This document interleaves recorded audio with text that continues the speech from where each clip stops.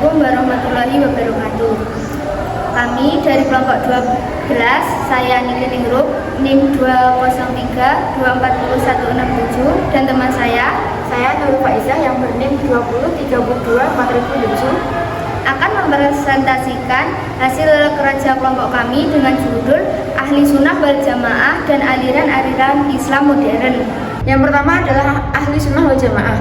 Menurut pengertian istilah, Ahli Sunnah berarti penganut sunnah Nabi Muhammad, yaitu mengikuti apa-apa yang datang dari Nabi Muhammad, baik secara perkataan, perbuatan, dan pengakuan. Sedangkan Al-Jamaah berarti penganut iktikat para sahabat Nabi, yakni apa yang telah disepakati oleh para sahabat Rasulullah pada masa Khulafaur Rasyidin.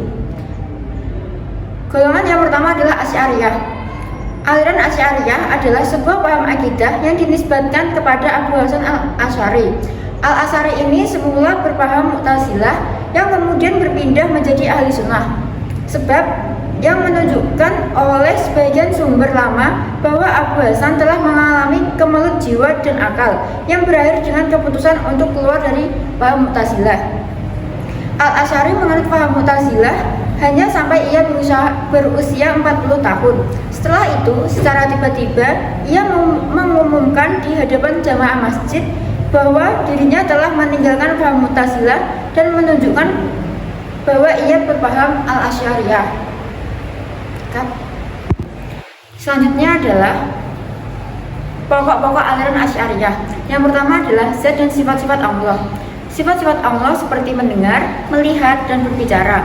Al-Asy'ari berpendapat bahwa pengetahuan Allah tidak dapat disamakan dengan zatnya. Jika Allah mengetahui zatnya, maka zatnya akan menjadi pengetahuan itu sendiri. Oleh karena itu, Allah sebagai yang maha mengetahui ataupun al-alim tidak dapat diartikan sebagai pengetahuan ataupun al-alim atau zat yang lainnya. Yang kedua adalah keadilan Tuhan. Al-Asy'ariyah bertentangan dengan Mu'tazilah karena Al-Asy'ari memakai pendekatan kemahakuasaan Tuhan secara mutlak. Jadi Tuhan bertindak semaunya terhadap ciptaannya atas dasar kemahakuasaannya. Jadi tidak bisa diartikan salah jika seandainya Tuhan memasukkan orang kafir ke dalam surga ataupun ke neraka. Yang ketiga adalah Al-Quran. Bahwasanya Quran itu sepenuhnya bukan makhluk termasuk suara dan hurufnya. Hanya perwujudan dalam bentuk suara dan huruf adalah makhluk yang bersifat qadim, hanya esensi Al-Quran itu sendiri. Menyangkut tentang akal dan wahyu, menurut Asy'ariyah, akal manusia tidak dapat sampai pada kewajiban mengenai Tuhan. Dan yang keempat adalah iman. Bagi Al-Asy'ari, iman adalah tasdik ataupun ikrar. Amal bukanlah kategori iman, tapi perwujudan daripada tasdik. Tasdik artinya membenarkan sesuatu sebagaimana dengan yang dibenarkan oleh Allah SWT dan Nabi Muhammad. Sedangkan ikrar artinya adalah dua kalimat syahadat. Selanjutnya adalah melihat Tuhan.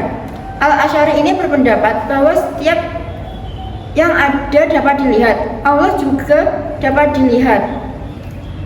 Ini dapat diketahui dari wahyunya bahwasanya kaum mukmin akan melihat di hari akhir nanti. Sebagaimana dikatakan pada ayat Quran Al-Qiyamah ayat 22. Di hari itu wajah mereka yang beriman akan berseri-seri melihat Tuhan mereka. Al-Asy'ari ini berpendapat bahwa penglihatan terhadap Tuhan tidak terikat oleh ruang, tempat, arah, dan bentuk. Selanjutnya yang kedua adalah aliran Maturidiyah. Aliran ini merupakan aliran teologi yang bercorak rasional tradisional. Aliran ini pertama kali muncul di Samarkand pertengahan kedua abad ke-9 Masehi. Nama aliran itu dinisbatkan dari nama pendirinya yang bernama Abu Mansur Muhammad Al-Maturidi. Menurut Sudarsono dalam filsafat Islam mengatakan, aliran Maturidiyah ini memiliki peranan akal ataupun rasio yang memiliki tempat yang penting di dalam menyusun konsep teologinya di dalam memahami ajaran-ajaran agamanya. Pokok-pokok ajaran Al-Maturidiyah yang pertama adalah kewajiban mengetahui Tuhan. Menurut Al-Maturidi, akal manusia memang mampu memahami pentingnya mengenal Tuhan, sebagaimana diperintahkan dalam ayat-ayat Al-Quran yang mendorong manusia untuk merenungi alam semesta. Namun, meskipun akal bisa mengetahui kewajiban tersebut, sumber kewajiban sumber kewajibannya tetap berasal dari Tuhan, bukan dari akal sendiri. Yang kedua adalah kebaikan dan keburukan menurut akal. Al-Maturidi dan golongan Maturidiyah ini mengakui adanya keburukan objektif yang melekat pada suatu perbuatan, dan mereka percaya bahwa akal tersebut dapat mengetahui sebagian kebaikan dan keburukan dari perbuatan tersebut. Mereka membagi perbuatan menjadi 3 kategori. Yang kebaikannya tidak bisa diketahui hanya dengan akal, yang keburukannya tidak bisa diketahui hanya dengan akal, dan yang kebaikan serta keburukannya tidak jelas bagi akal dan hanya bisa dipahami melalui syariat. Dan yang ketiga adalah hikmah dan tujuan perbuatan Tuhan. Menurut aliran Asy'ariyah, perbuatan Tuhan tidak dapat dipertanyakan mengapa dilakukan karena tidak didasarkan pada hikmah ataupun tujuan tertentu. Sedangkan menurut aliran Mu'tazilah berpendapat sebaliknya, bahwa Tuhan tidak mungkin melakukan sesuatu yang tidak berguna dan oleh sebab itu hanya selalu berbuat baik dan terbaik. Dan yang keempat adalah sifat-sifat Allah. Mu'tazilah ini menolak pandangan bahwa sifat-sifat Allah merupakan entitas yang terpisah dari zatnya. Sedangkan Al-Asy'ariyah ini berpendapat bahwa sifat-sifat tersebut seperti qudrah, iradah, ilm, hayah, sama, bahasa, dan kalam merupakan eksis di luar zat Allah. Meskipun tidak dapat berdiri sendiri tanpa keberadaan zatnya, di sisi lain Al-Maturidi ini menawarkan pandangan yang menggabungkan kedua perspektif tersebut dengan mengatakan bahwa sifat-sifat Allah tidak terpisah ataupun berdiri sendiri dari zatnya dan tidak memiliki eksistensi mandiri yang dapat menambah jumlah yang kekal. Selanjutnya yang kelima adalah melihat Allah. Adanya beberapa nas Al-Quran yang menegaskan bahwasanya Allah dapat dilihat, seperti firman Allah seperti pada Quran Surat Al-Qiyamah ayat 22-23 dengan arti wajah orang mukmin pada hari kiamat akan berseri-seri kepada Tuhannya mereka melihat.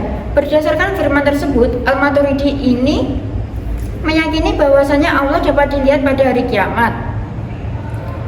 Selanjutnya yang keenam adalah pelaku dosa besar. Orang mukmin dipastikan tidak akan kekal di neraka. Hal ini disepakati oleh para ulama. Namun, mereka berbeda pendapat mengenai siapa saja orang mukmin yang dimaksud. Al-Khawarij dan Mu'tazilah cenderung memasukkan amal sebagai bagian dari iman. Pendapat bahwa pelaku dosa besar tetap dianggap muslim, tetapi bukan orang yang mukmin, dan ia akan kekal di neraka sampai bertaubat dengan sungguh-sungguhnya. Sebaliknya, menurut Asy'ariyah dan Maturidiyah tidak menganggap amal sebagai komponen dari iman, sehingga orang yang melakukan dosa besar akan tetap menerima siksa di neraka. Yang kedua, aliran-aliran Islam modern. Aliran Islam modern muncul sebagai respon terhadap perubahan zaman, terutama akibat kemajuan ilmu pengetahuan, teknologi, dan pengaruh Barat. Modernisme Islam adalah gerakan pembaruan yang bertujuan menyesuaikan ajaran Islam dengan perkembangan baru tanpa meninggalkan prinsip dasar agama. Ada beberapa aliran Islam modern. Yang pertama yaitu aliran Wahabi. Aliran Wahabi diambil dari nama pendirinya yaitu Muhammad bin Abdul Wahab. Muhammad bin Abdul Wahab adalah seorang teolog muslim yang lahir pada 1703 di sisi timur Arab Saudi. Dalam pengembaraannya ke berbagai daerah untuk menuntut ilmu, Abdul Wahab menemukan banyak terjadi penyimpangan ajaran Islam. Penyimpangan tersebut diantaranya berupa praktik bid'ah, syirik, dan kufarat. Alhasil, Muhammad bin Abdul Wahab mencetuskan pemikiran reformasi Islam yang kemudian menjadi sebuah gerakan yaitu gerakan Wahabi. Gerakan Wahabi ini bertujuan memurnikan ajaran Islam dengan kembali secara ketat pada Al-Quran dan hadis serta menolak segala bentuk praktik yang dianggap bid'ah, syirik, dan kufarat. Wahabi dianggap sebagai gerakan ultra konservatif, keras, dan berusaha mempertahankan ajaran Islam mutlak berdasarkan Al-Quran dan hadis.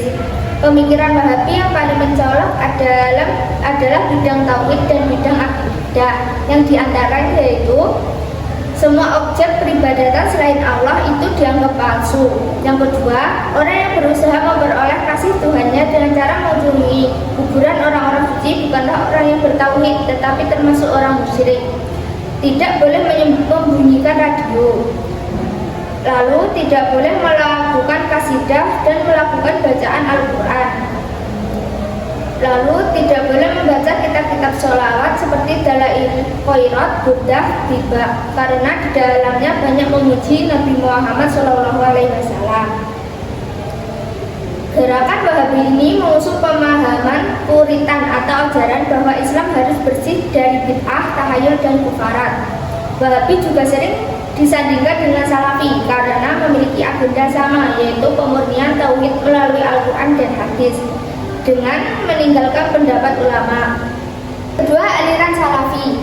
Aliran Salafi banyak diikuti orang-orang Hanabilah pada abad ke-4 Hijriah yang mengikuti pendapat Imam Ahmad bin Hanbal yang cenderung mempertahankan ulama salaf. Maka aliran ini dinamakan aliran Salafi. Istilah Salafi dibuat oleh Ibnu Taimiyah pada abad ke-8 Hijriah dan Muhammad bin Abdul Wahab menghidupkan kembali istilah ini di wilayah Najd pada abad ke-12 Hijriah yang menjadikan Salafi sebagai sebuah gerakan reformasi yang didirikan oleh salah satu perwakilan paling terkemuka di era modern. Pemikiran Salafi hanya percaya pada akidah-akidah dan dalil-dalil yang ditunjukkan oleh Nas, karena Nas tersebut adalah wahyu yang diturunkan oleh Allah kepada Nabi Muhammad. Aliran Salafi tidak percaya kepada logika rasional. Jadi, jalan untuk mengetahui akidah-akidah dan hukum-hukum Islam serta segala sesuatu yang berkaitan dengan itu, aliran Salafi tidak lain sumbernya dari Al-Quran dan hadis sebagai penjelasnya.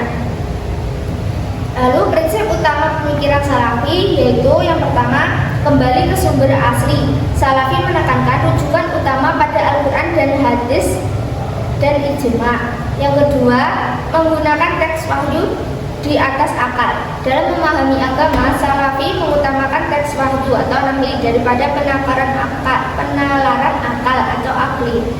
Yang ketiga, penolakan terhadap bid'ah. Segala bentuk inovasi dalam agama yang tidak dicontohkan oleh Nabi itu dianggap bid'ah oleh aliran Salafi. Dan terakhir adalah aliran radikal. Radikalisme adalah aliran atau paham yang radikal terhadap tatanan politik, paham atau aliran yang menuntut perubahan sosial dan politik dalam suatu negara secara keras. Kata radikal juga sering diartikan sebagai keberpihakan, kecondongan mendukung pada suatu ide pemikiran saja, suatu kelompok atau suatu ajaran agama secara penuh dan bersungguh-sungguh secara berfokus pada suatu tujuan serta bersifat reaktif dan aktif. Aliran radikal dalam Islam berakar dari sejarah panjang konflik politik internal umat Islam. Salah satu tonggak awalnya adalah munculnya kelompok Khawarij pasca perang Siffin pada masa Khalifah Ali bin Abi Thalib. Ciri-ciri kelompok radikal antara lain berusaha mencari pengaruh dan simpati di dalam masyarakat luas dalam rangka memperkenalkan ideologi mereka. Gerakan-gerakan kemanusiaan mereka galakkan seperti terlibat dalam kelompok advokasi dan bantuan terhadap kelompok-kelompok yang berkepentingan. Yang kedua, mengklaim kelompoknya sebagai kelompok yang paling benar, sedangkan kelompok yang tidak sesuai dengan ajaran dan pemahamannya itu dianggap tidak benar. Yang ketiga, secara eksplisit atau implisit, kelompok radikal ini memiliki niat dan kecenderungan untuk mengubah negara menjadi negara agama. Yang keempat, berupaya mengganti ideologi Pancasila dengan ideologi mereka. Demikian yang dapat saya sampaikan. Ada kurang dan lebihnya saya mohon maaf. Wassalamualaikum warahmatullahi wabarakatuh.